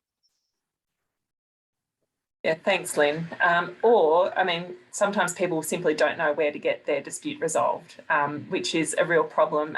Twee, in your community, like, how do you think an ombudsman system could work better? That's a great question. I mean, I think for one, I think there are, especially this is coming from our training program, where we're trying to train community leaders to then help their own communities around their energy concerns, whether it's reading their bill, or if there's a dispute, where to go, or if there's a payment difficulty, this is where you can ask. And a lot of people didn't know that there was an ombudsman available. Like, there's just, they don't even know that there is like actual support out there available. There's so much support in the energy system, but there's not a bridge, or there is just a lack of a link. And so I guess that's the job, hopefully, that if we build more capacity in our community leaders who have those networks, they can make sure people have access to the ombudsman services. Yeah, I guess that's what I would say. Like, for example, like for a long time, people didn't even know that there was a difference between a retailer and a distributor. So didn't know when to call if, say, their power is out. They will call the retailer and get pushed off to somewhere else. And that's when they feel frustrated. They don't get their answers answered. And so if doing our work on our end to try to train people up about, the system and their rights, there's also more we can do on the other end to make it just simpler for people to be able to get their answers resolved, as you said, Amy. Yeah, it's really, really interesting, isn't it? I've just been told Karina Nolan needs to jump off. Karina, thank you so much. And if there's any questions specifically for you, we will send them to you. I'm sure you'll love that. But thanks a lot for your time. Thanks so much, and really great initiative. Look forward to working further with you guys on it. Thanks. A question either for perhaps Jeff or Cassandra. How is this being socialised with state decision makers, and how are you expecting this to be taken into account in state policies and programs? Well, there's no doubt we have 3 levels of government, and they have different levers to use to influence the delivery and generation of energy. That's not going to change. They, of course, could join up with ourPower. That'd be a nice development. But I think what we're fundamentally discussing is energy democracy, not only at the technological level, whether it's your house or your neighbourhood or your local community battery, but also in terms of how the rules are made and applied. And for a long time, the national electricity market, and for that matter, the various state institutional arrangements, have sort of seen consumers as supplicants, hello, we're here to serve you, but this is what you're going to get. And the whole exercise of ourPower is about opening up that process, the two-way conversation. As I said before, state governments have outrun the national electricity market, and that has created complexity and, if you like, various experiments, whether it's emission reductions or how you connect to consumers. And we do need some harmonisation so that everyone not only has access to the best, cleanest system for them, but also to create some energy democracy at their house level or their precinct level. It will be an interesting question that once we start decentralising energy, will there be a new set of complaints coming up, and who will they complain to? So it's going to be interesting. I just might add, I think that the particular contribution that ourPower aims to make is in this very complex environment where we are wanting the voice of communities, of individual advocates, of individual jurisdictions to be influencing decisions in the interest of people most at risk, in the interest of communities and, you know, people that are struggling the most and at most risk of being left out of the benefits of transition, that we at least do our bit to try and harmonise, maybe, Jeff, the way that we speak about the issues, and that ideally, collectively, we build the momentum in the right direction for the changes that we think need to be made. For those sometimes outside of this policy area, it might surprise you to think that sometimes people get forgotten in the process. And Lynn and Jeff know this better than anybody, how tenacious you have to be in staying on what really matters in terms of people at the end of all the processes who are meant to be getting the benefits from our energy transition, you know, particularly, again, both small businesses and also households that are the struggling the most. So that's what we aim to do with this, I think, which is to try and take some of the perceived complexity out of it, and for us to be essentially singing and pushing with very similar focus and, you know, voice to get the kinds of outcomes I think we're all, as partners in this initiative, very committed to. A very quick question. Do you plan to, this is from Kevin, to continue consulting with the public about both general and more specific energy transition issues? Cassandra, do you just want to keep going on that one? Yeah, look, I mean, it's the nature of how ACOSS works. We do our very best to be deeply embedded in listening to both the perspectives of our, you know, through both our national members and also our state and territory community organisations, the State and Territory Council of Social Service. We have about 4,000 community organisations, and some are very actively involved in energy policy. And we also have increasingly individuals, for example, those on low incomes, associated with our advocacy and participation in public debates. And so there will be key points where it'll be really important for us to check back in, to be listening as much as speaking about what is really mattering. But as you know, Karina and Tui will say, you know better, right? You don't get better cut through than somebody who's actually sitting in the hot box, you know, talking about what they're doing to try and keep cool and to paint the picture of the deep equity issues here if we don't get it right. So we certainly want to make sure that we're listening at the same time as we are seeking to represent the interests of people in those situations. Sammy. Thank you. Thanks. From Tim, how do we make low and middle income individuals and families and those at risk, such as renters and in public housing, the focus for retailers when they're the highest costs to serve and lowest revenue per connection point in the national energy market? Look, Cassandra, this is an easy one for you, but I'm gonna go to Lynn on this one. What do you think, Lynn? This is, I guess, in a way, kind of what ourPower is about, isn't it? Yeah. So I guess it's a good example to problem reframing. So I think Tim's absolutely right. But again, what we're looking at is some of these societal transformations or things that are affecting our communities as sort of individual responsibility or something for-profit investor-owned businesses to resolve through their business models. This is a bigger conversation. And what I'd point people to is the vulnerability strategy work that the AR is doing, which is about capability building.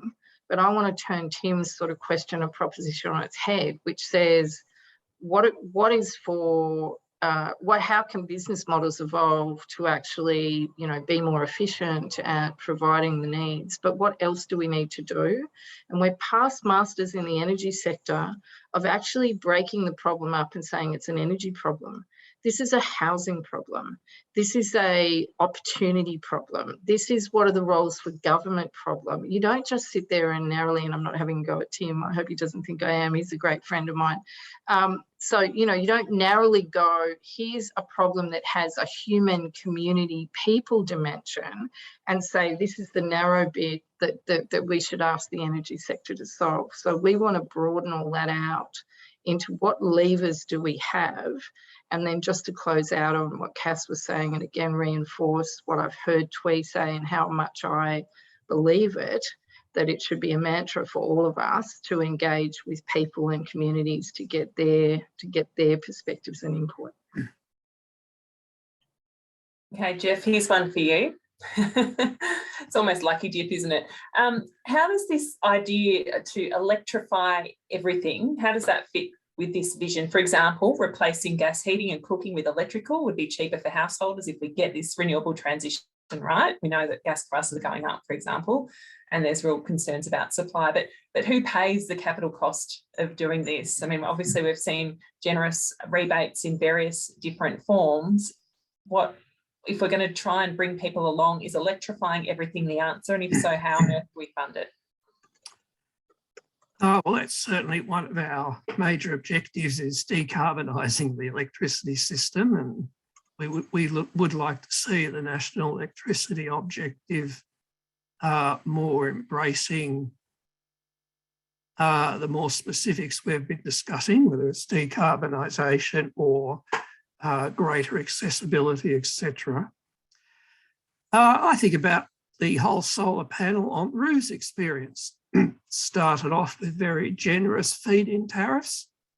There was no doubt energy solar certificates at the federal level with the renewable energy target, and I don't think it's beyond us and the regulators and the Treasury departments to construct financial incentives. Nothing wrong with that. How did coal become such a big thing? Massive financial incentives from government. Same at the federal level is being directed towards gas. We're not that keen on more fossil fuels. So the traditional tools are there. And I think as we develop community batteries, because all of this solar energy that's going out into the centralised grid is starting to cause problems because it's going in the opposite direction. Some of that's abated by having community batteries, and that will increase the scope for electrification down to the household level. I don't think any of that's insurmountable. It's a matter of getting the bureaucracies and the treasuries and the local authorities focused on implementing it. Ben, do you have anything to contribute to that? I mean, more subsidies for electrification of appliances, you know, cooktops, things like that. I mean, is that something on the radar, do you think, more broadly? It's not one for the Commission. It's more sits with governments. And I think the good thing about there's bad things about being in a federation with different states and territories, like because you get people going across, but there's good things because you get people trialling stuff. So I know different states and territories are looking at what they do with gas networks. So I think it's a good thing if people are passionate about that and consumers are passionate about it. I think the thing to keep in mind is the cost, right? And how you manage the cost of any transition, so you're not actually having some perverse outcomes as you're doing that. Twee, what do you think in terms of the people you speak to regularly and represent? Is there a demand out there to electrify household appliances, or is that just, that's way over there? You know, let's get some cheaper and more reliable energy. Let's get some access to rooftop solar. You know, is that more front and centre? That's a great question. And let me tell you a quick sort of vignette. We were having this meeting about, and we were doing a training about like how fossil fuel, I guess, generated energy contributes to climate change. And then someone made a realization that they use gas at home. They use cooking gas at home. They're like, so does that mean I have to give up my gas? And I was like, probably, right? Like there's a whole process, like a cultural way that we deal with energy, right? That we don't even think about the environmental impacts maybe. And so when we are talking about electrification, we have to, I guess, break it down to like the everyday people and what their experiences are.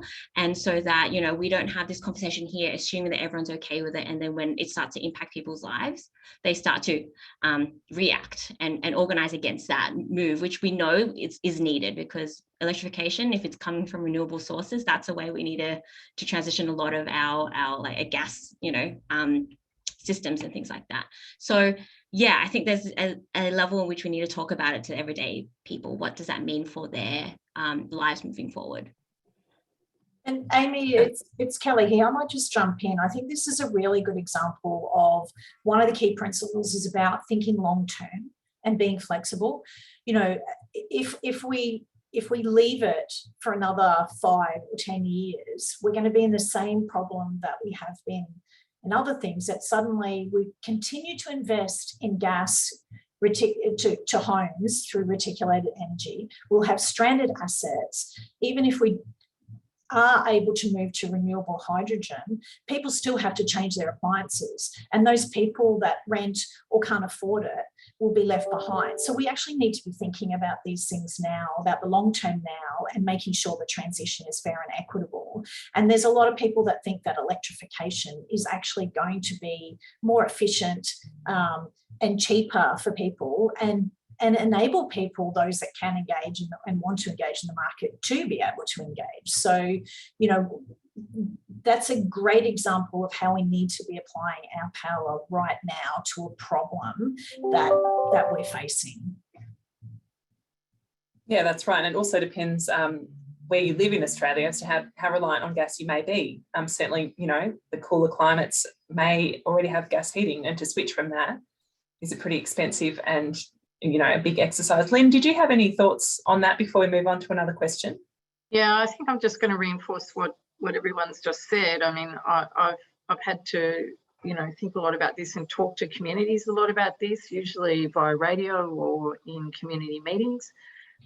So yes, agreed with Twee that we need to bring it back to what people want to understand about it, and then give people time.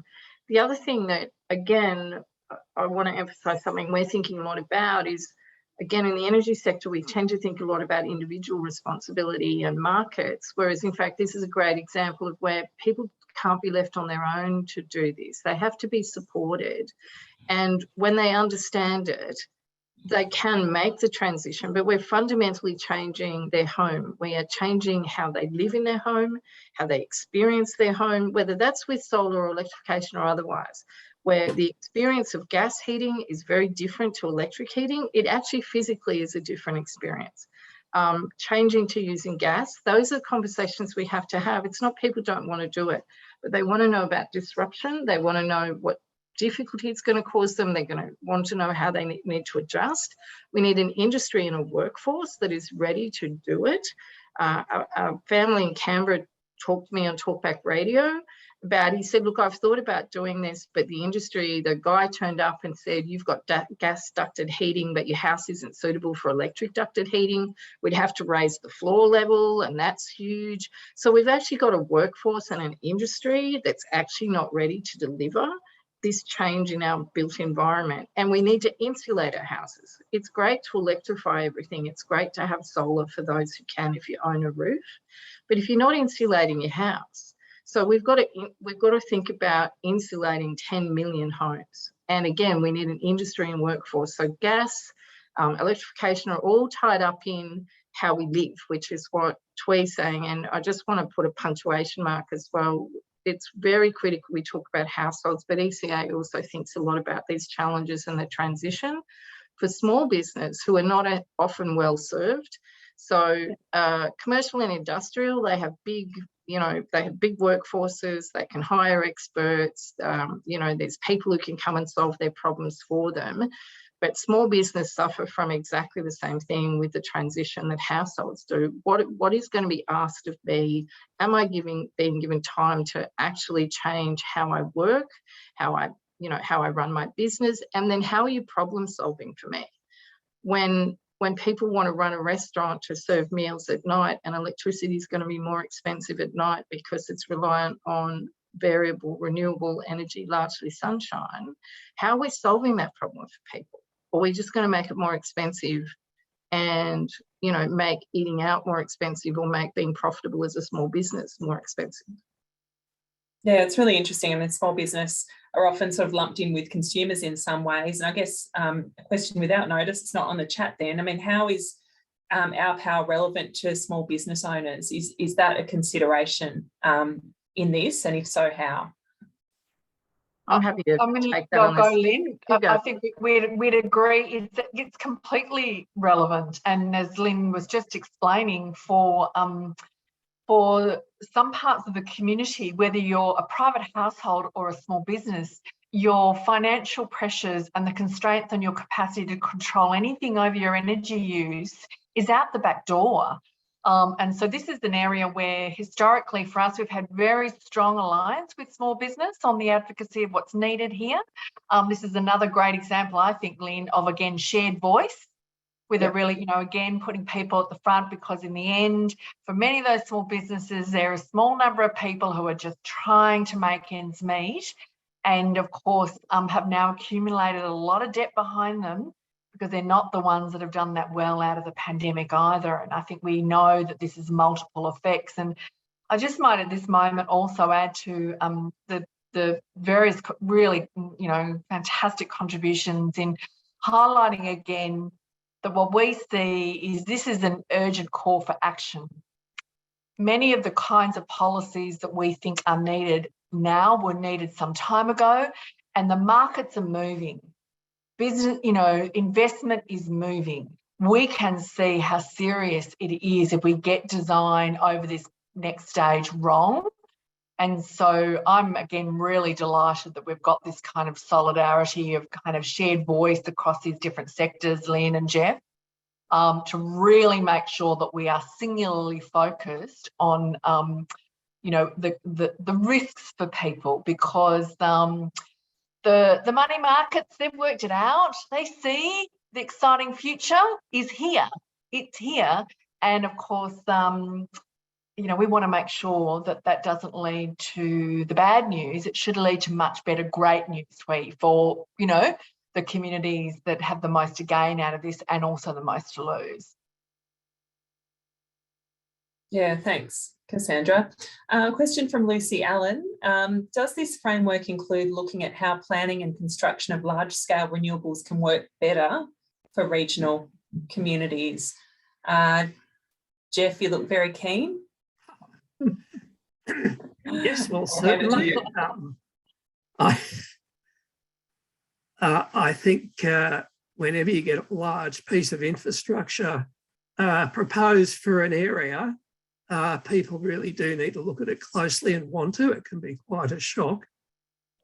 I think, as we heard, some of the renewable energy developers are hopefully improving their engagement processes. I think we, to be honest or frank, we have got beyond the point of some of the arguments. The transition is happening in New South Wales. They're developing renewable energy zones and attracting an enormous amount of investment. And those that, you know, object to wind farms because they're ugly, those who think that we're sterilising agricultural land, mega solar farms. Sorry, that argument's moved on, and we now need to work out how to live with it, how to generate the most benefits for the local community, and how to help those regional areas get the major employment benefits. The coal stations are shutting down, you know, irretrievable trend. We therefore have to think about those transitions, economic transitions, which are absolutely crucial to keeping the critical mass of people and skills in those local communities. Just on that, Jamie, Amy, if I can jump in as well, I think the answer is absolutely. Like every big transition problem, ourPower is a framework for going, what are the consumer values in this? What are the consumer concerns in this? And start from that and then play it back to the issue. So as Jeff's just laid out, the thing is too, with a lot of these big developments, new transmission, it's not just wind farms, it's new transmission. The pain and costs are being borne by some consumers for the benefit of another set of consumers. And we haven't found a way yet to actually go, how do we actually solve, how do we actually recompense the people that we're inflicting costs on so that we can get their buy-in? And to date, as far as we've got is flagging that's the problem or that's the issue.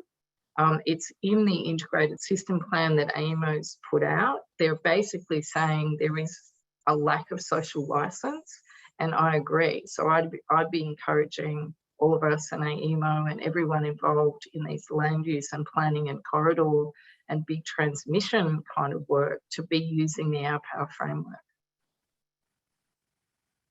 Ben, I saw you take yourself off mute before and then you put yourself back on. Does that mean that you had something you'd like to say? Yeah, I mean, I was going to agree with Lynn. I mean, the scale of build is so ginormous, right? Like it is massive.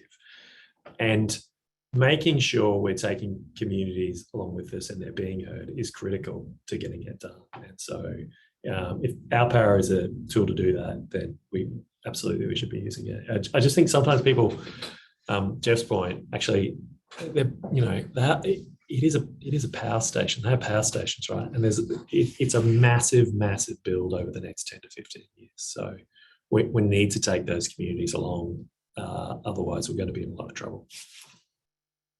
Absolutely. All right, we've got time for one more question. It's a good one from Kevin. Have you approached energy networks and retailers with regard to this work? And if so, what did they say? Cassandra, I think it might be your turn again. Have you spoken to networks and retailers?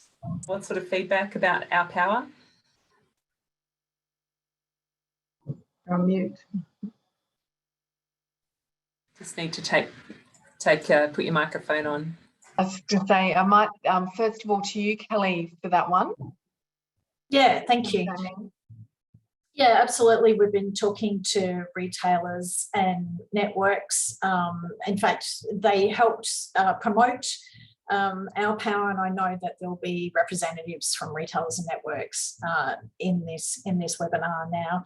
The Energy Charter, which represents a number of retailers and networks, are interested in talking about ourPower as well, and how we can work together and be aligned on the implementation. So there certainly is interest, and we're encouraging retailers and networks to sign up to become a friend and to work with us to implement the framework as they develop products and services, but also as they also engage in the reform process as well.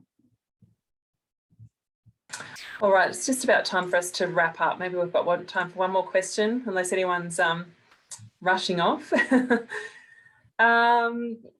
Just finally, given the capital required to address the build issues raised by Lynn, how does ourPower engage banks and mortgage providers to make those changes painless?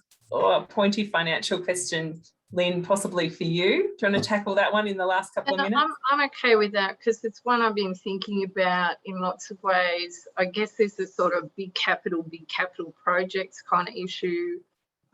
So maybe that's something I need to do more thinking about. But if we don't align the interests of our financiers, our capital providers, in also the things I was talking about earlier about the transition that needs to be made in people's homes, how do we create no interest finance mechanisms for some of these things?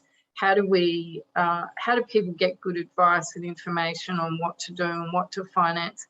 And we all have trust issues. For a long time, we've all talked about trust issues with banks. But I mean, here's a real opportunity as well for them to rebuild trust through actually providing that kind of information and easily accessible finance that then gets people good outcomes on their energy bills, gives them the comfort they want in their homes, solves their small business problems. So I think there's real opportunity for finance providers who obviously they're obsessed, as they might be, that Cass is talking about.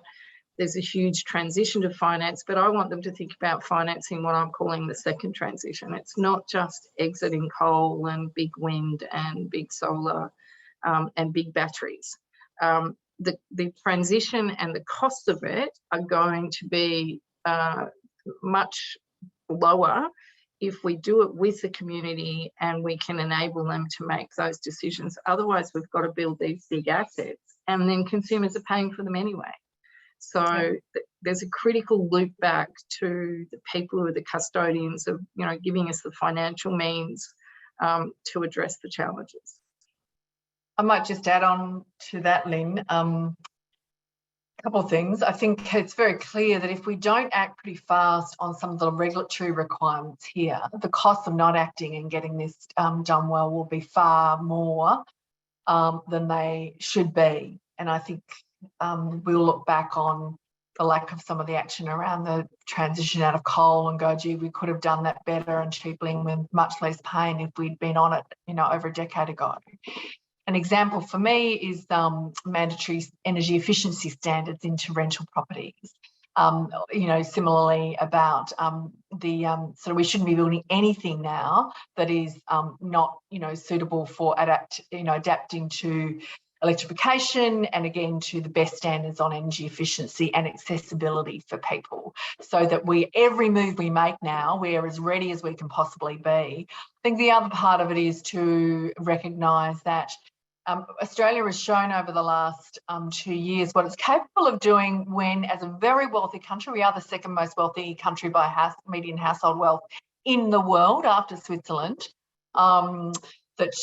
when we step up and invest in the places that are needed, we actually get great economic and social outcomes. We did that with the lifting of social security during the pandemic and in the investment in social housing and protecting people to stay housed. And we're seeing the very long tail wonderful effects of what that means to the economy and jobs. And in a very low interest environment, this is the best time ever to get the right kind of investments coming into the transition with, again, helping those who need the support as early and as quickly as possible. And so we, again, to those of you in this event who are involved in the finance sector, are delighted to work with you on getting those public-private partnerships going. I think on something like retrofitting on a large scale, as Kelly Court and many others work very hard to design what that financing could look like in terms of the retrofitting. Lynn, you talked about where we want to get to in terms of solar panel coverage. We can do it. We're extremely capable of doing this, but some of it will require the regulation to make the investment stable and secure for those who do have to factor in the risks if the regulation doesn't support their investment. So I think we've all got a role to play here. Thank you, Cassandra. Thank you. And look, thank you to everyone who's joined us today, wherever you are. Thank you to our panellists, Ben, Twee, Cassandra, Jeff, Lynn Gallagher, and a special shout out to Kelly Court, who I am reliably informed has been dogged, hardworking and an ever-patient driving force behind ourPower for the last 2 years. Congratulations, Kelly. Thank you for organising this today, for inviting me to be part of it. It's been absolutely fascinating. And we can see how passionate you are and how much knowledge you've put into this as well. Look, thanks, Naomi. I feel like you were paid to say that, though. Well, I went for the ABC. I was I'll not. repeat it as well, Kelly. It's a widely held view. So I don't think I said anything that wasn't out of line. So I think we need to add Mark Byrne as well, yes, as the partner in crime. Kelly, yes, as our amazing leader, but Mark Byrne as our partner in crime needs to be acknowledged as well. Yeah, absolutely. Right. My technical and grammatical expert. Well, congratulations, Kelly and Mark, for all that work behind the scenes. But thank you, everyone, for joining us today. We've copied down, we'll look through the questions that haven't been answered. We'll do our best to answer all of them. And you can find out more information about ourPower at ourpower.org.au. So that is online. There's, of course, that animation if you want to look through that again. And we really appreciate you joining us today. Thank you.